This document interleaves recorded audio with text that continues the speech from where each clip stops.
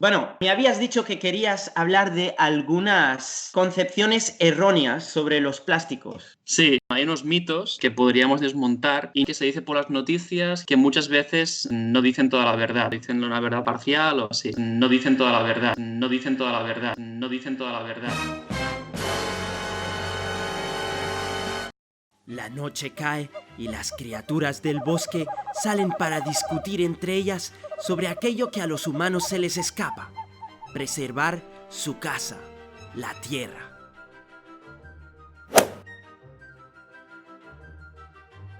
Buenas noches, estamos aquí otra vez en el bosque.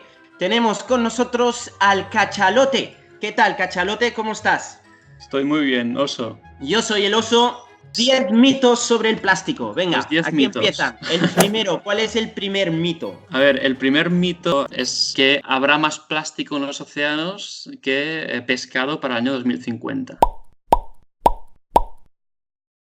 Esto sale de un informe que se hizo hace como 4 o 5 años y básicamente sale de una base de datos como muy limitada. Entonces lo que han hecho es extrapolar de 10 años a 50 años. Básicamente no hay evidencias de que esto sea así, ¿no? Y de hecho es posible incluso que esto ya sea así, ¿no? Porque tampoco se sabe cuántos microplásticos hay. Hay estimas, pero hay una variabilidad muy grande entre diferentes estudios de cuánto plástico hay en los océanos, y también en cuanto al pescado tampoco sabemos, no hay estimas concretas de cuánto pescado hay, ¿no? Entonces, llegar a la conclusión de que habrá más plásticos que peces en el océano para 2050 no es del todo Es arriesgado. cierto, decirlo. Segundo mito sobre el El plástico. segundo es que se cree que los plásticos es el problema más grande que hay en todo el mundo y en los océanos particularmente. Y esto no es cierto, porque en los océanos hay un montón de diferentes problemas, como pueden ser pues la acidificación, el calentamiento del océano, que eso es la primera causa de la subida de nivel del mar, la sobrepesca, la destrucción de hábitat, etc. Y cambio climático también, obviamente. Entonces el plástico es solo un estresante más que se añade a todos estos problemas y que también puede tener efectos muy negativos. Pero lo que no tenemos que hacer es focalizarnos solo en los plásticos y que los medios solo se focalicen en eso, porque yo particularmente creo que hay otros problemas mucho más grandes. Siguiente mito. El siguiente mito es que los microplásticos son perjudiciales para los humanos. Básicamente, lo que dije antes es que actualmente no hay ni una evidencia científica que eso sea así. Sí que hay evidencias de que hay plásticos en nosotros, hay microfibras, hay partículas muy pequeñas, pero no sabemos qué efecto tienen. Sí que hay estudios, por ejemplo, de efectos en ratas, y sí que se ha visto que estas ratas tienen dificultades en el tema energético porque se reducen pues ciertas constantes vitales, pero hasta el momento en humanos no se sabe nada. Siguiente mito. A ver, el siguiente mito es uno que se ha extendido mucho, y es que en el Pacífico hay una isla de plástico. Bueno, eso surgió de hace una década. O sea, no es una isla, ¿no? En sí, en realidad es como una especie de... Es una sopa. Es una sopa de plástico. Son muchos plásticos flotando en el agua. Hay muchos plásticos, pero no es que tú puedes ir ahí y plantar una bandera. Básicamente vas ahí y no ves nada. Ves como si fueras aquí al mar, ¿sabes? En el Mediterráneo, todo como si fuera súper normal. Pero claro, eso lo muestreas con una red específica y ahí sí que ves que hay muchos microplásticos. Lo que sí que es verdad es que el giro del Pacífico Norte, esa zona es la zona donde más concentración hay de microplásticos, y no solo de microplásticos, sino de macroplásticos en el mundo. ¿Y por qué se da esta concentración? Esta concentración se da porque en todo el mundo hay los giros subtropicales, que hay 5, hay en el Pacífico Norte, Pacífico Sur, Atlántico Norte, Atlántico Sur e Índico. Estos son las corrientes de los océanos, las corrientes de agua generadas por las diferencias de salinidad y temperatura. Y también por la rotación de la Tierra. A medida que va rotando la Tierra, hay unas corrientes que convergen en estos giros, y estas convergencias lo que hace es juntar todos los plásticos que hay alrededor.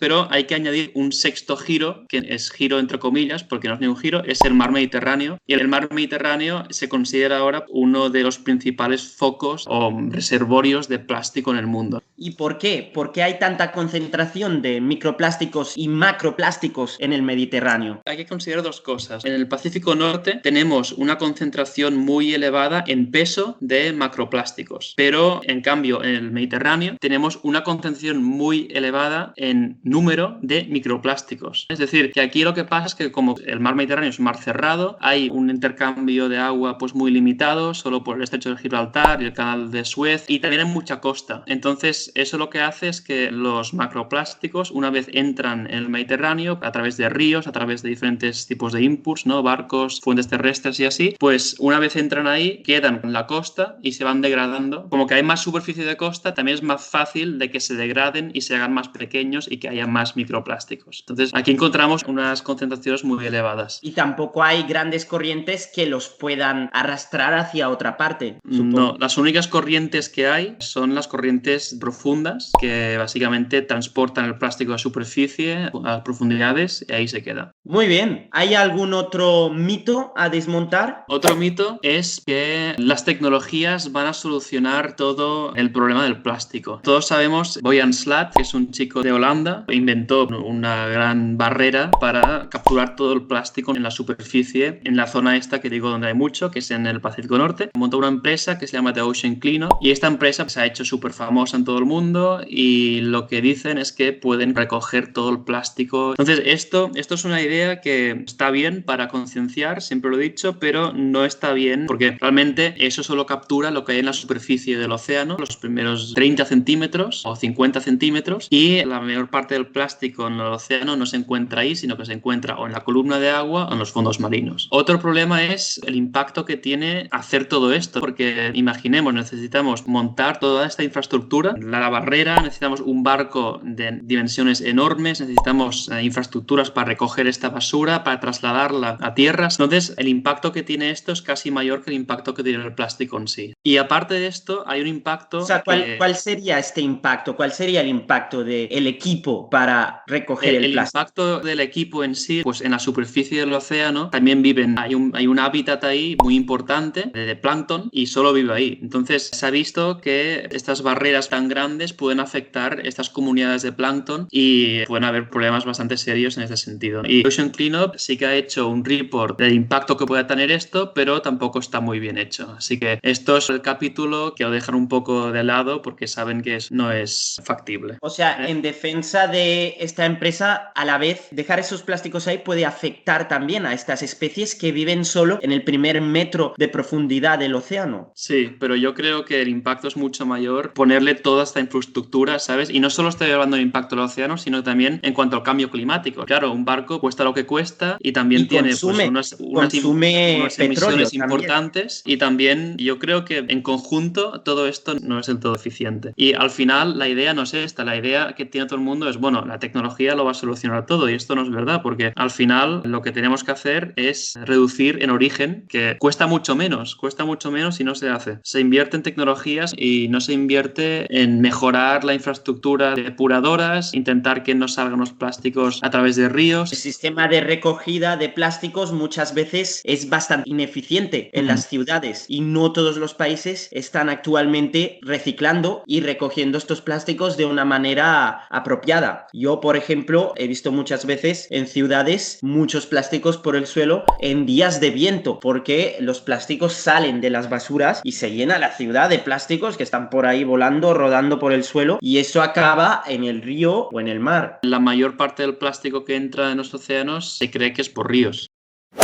Otro mito importante es que los plásticos biodegradables son biodegradables. Esto no es verdad en el océano. A ver, los plásticos biodegradables son como, por ejemplo, el ácido poliláctico. Esto se encuentra, por ejemplo, en las bolsas de té. Están hechos de plástico, las modernas. Y hay dos tipos de plásticos biodegradables. Hay los plásticos biodegradables hechos de manera sintética, es decir, pues hechos con materias primas como son el petróleo. Y hay otras que son los bioplásticos que están hechos pues por materiales biológicos. Entonces, una vez un plástico biodegradable entra en el océano, océano no se degrada nunca, porque los plásticos biodegradables necesitan una temperatura muy elevada para degradarse y unas condiciones muy específicas. Están hechos para que se degraden en plantas de compostaje, donde las temperaturas que hay dentro de ellas llegan a los 50 grados y, como puedes saber, pues en el océano no hay temperaturas tan altas. Y bueno, eso yo creo que son los mitos. Habrá más.